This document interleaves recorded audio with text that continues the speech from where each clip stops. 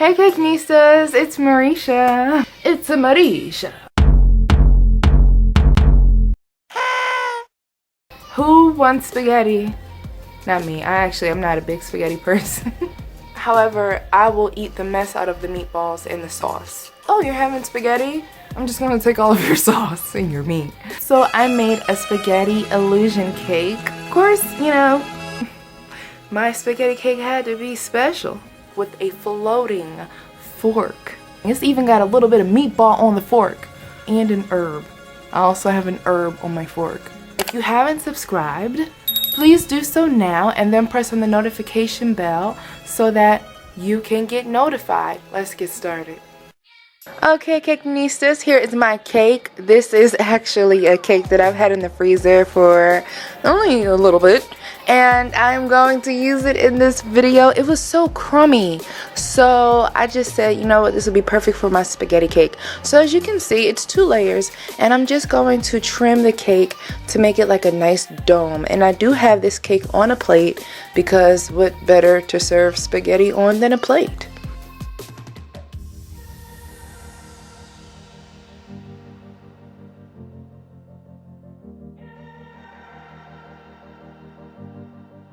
I have a nice crumb coat going on there, and then I'm going to refrigerate it so that it is solid. Meanwhile, let's work on this pasta.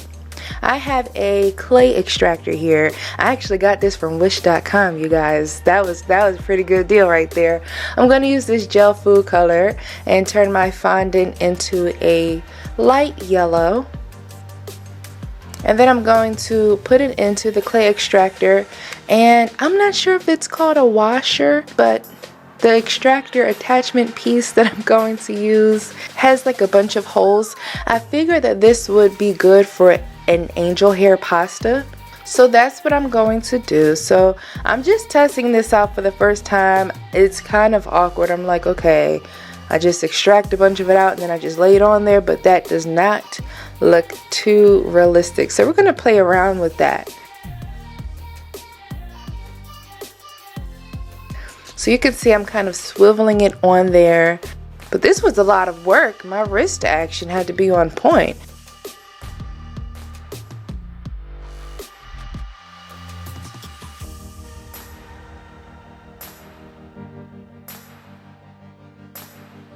I'm trying to cover the whole buttercream layer, and then I just decided I really didn't care for the angel hair pasta spaghetti look. So there is another washer where the holes are actually slightly bigger, and I thought that would be perfect for this spaghetti. So I started all over, took the other pasta off. Anything for the love of a good realistic food cake. Now for my meatballs, I have a slice of decadent chocolate cake. This cake has frosting on it and chocolate ganache, so it's super rich, and it's actually ready for me to form into balls already. So I'm gonna form cake balls, make them look somewhat imperfect, like mom made the meatballs and she wasn't trying to impress anyone. And we don't want these meatballs to look too perfect because meatballs that are made by hand don't usually look perfect.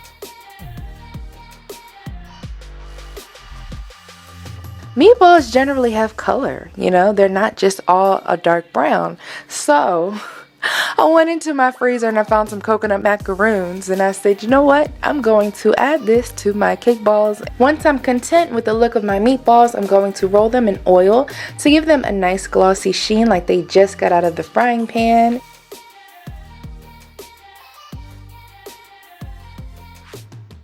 Now for the best part, the illusion of this cake. I'm going to take a thin straw, poke a small hole in it, and then poke through a black plastic fork. Now you can use a silver fork or, you know, whatever kind of fork that you have. I just really like the look of the black fork. Plus it is plastic, so it is lightweight. I don't really have to worry about anything bending that thin straw. I'm going to wrap my pasta around the fork and then down the straw. Now what I wish that I had done was put a little bit of edible glue or even corn syrup on the fork and the straw so that the fondant would adhere to it. However, I did end up fixing that later on. I'm making my cake look a little bit more realistic and believable by taking small amounts, about 2 to 3 inch pieces of that spaghetti, and just folding them over into random spots on the cake. For the sauce, I'm going to melt a little bit of frosting for 30 seconds in the microwave, and then I'm going to add some red gel dye. I also added a couple drops of maroon gel dye to give it a deeper tomato color. You have not had tomato sauce until you have made it from scratch. I make a mean spaghetti sauce. Stewed tomatoes, herbs, bay leaves, basil, oregano, a little bit of salt, pepper, a little bit of white wine in the sauce, and then chicken stock and garlic. Let it go for hours. Come back to it and it's gonna talk to you. It's gonna say, eat me.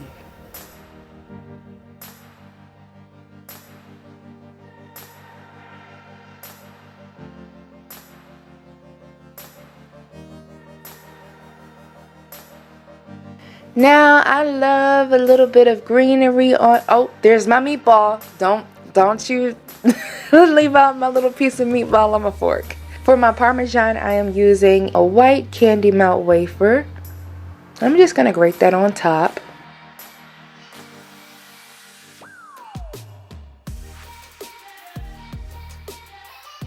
And now I'm going to roll out some green fondant, because what is pasta without fresh herbs? I'm going to use a small leaf cutter and cut out some small leaves to look like basil or parsley. You know, whatever floats your boat. I even ended up cutting up a few of those leaves and then just sprinkling those chopped herbs right on top of the cake. And if you don't have any type of edible glue on the straw, then you can expect for the spaghetti to kind of settle a little bit. So I easily fixed that by just putting some of the same colored frosting into a piping bag with a number 5 tip, and I just filled that in.